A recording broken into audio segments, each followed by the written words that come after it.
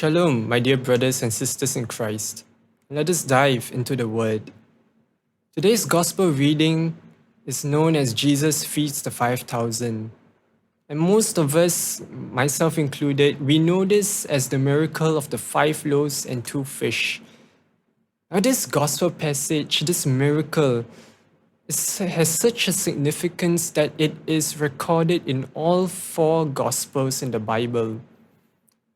And because of its significance, and because it's shared in all 4 Gospels, I would like to share 4 takeaways from this miracle, from this Gospel passage today, with the main theme being that there is always more to what we see. The first takeaway is this: that Jesus cares for his people.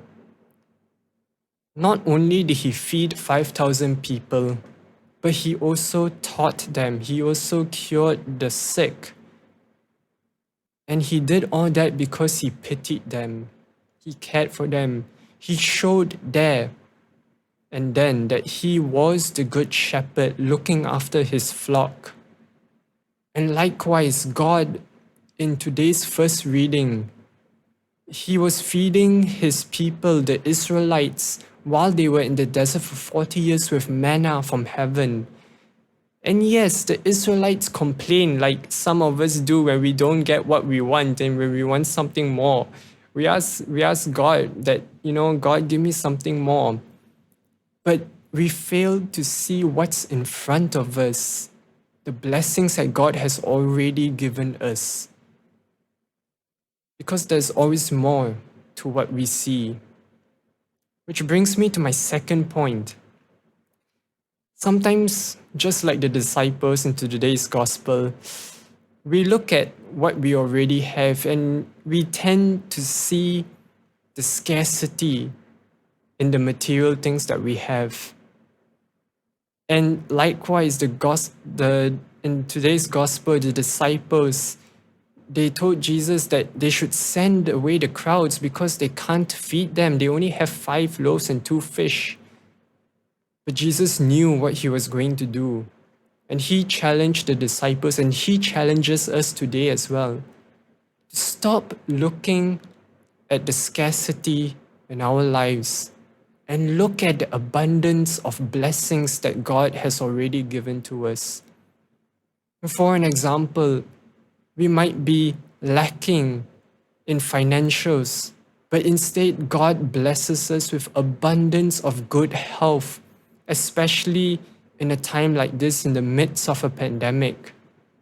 We might find ourselves jobless, searching for a job, but instead God blesses us with friends and family, people around us who are there to support us financially, emotionally, as we are searching for a job, as we are in the process of moving forward.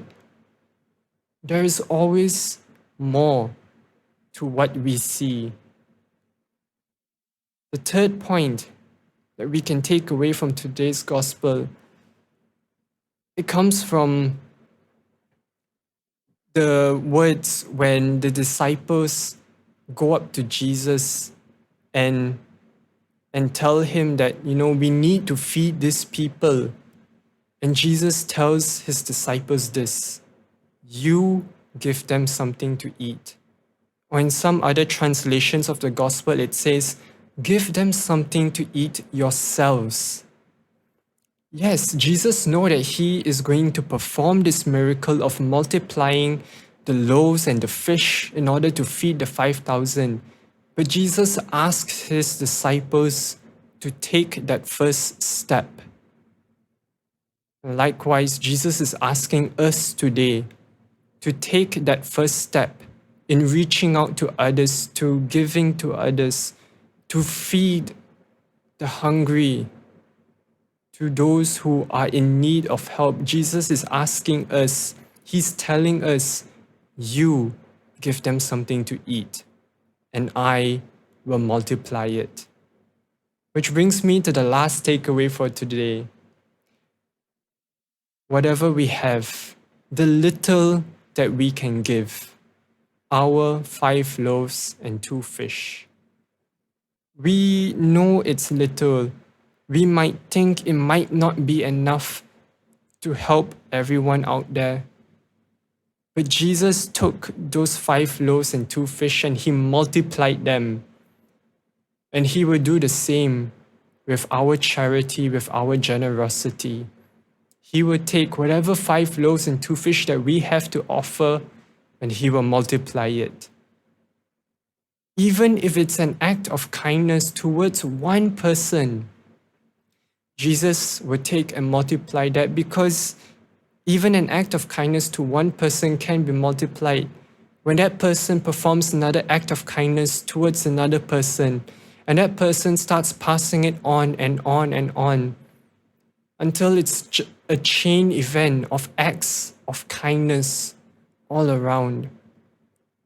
And God knows, Jesus knows, that each one of us, when each one of us starts giving our 5 loaves and 2 fish, in the end, there will be leftovers.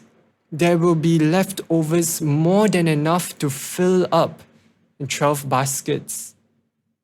That the goodness and the graciousness of God will be overflowing, not only in our lives, but in the lives of people around us, in the lives of the people that we have touched.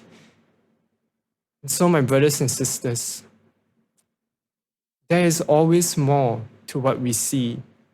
Even if we don't see it in front of us immediately, we have to trust that God is there and He's going to work miracles and wonders with whatever little we have to offer. Because He's a God who cares.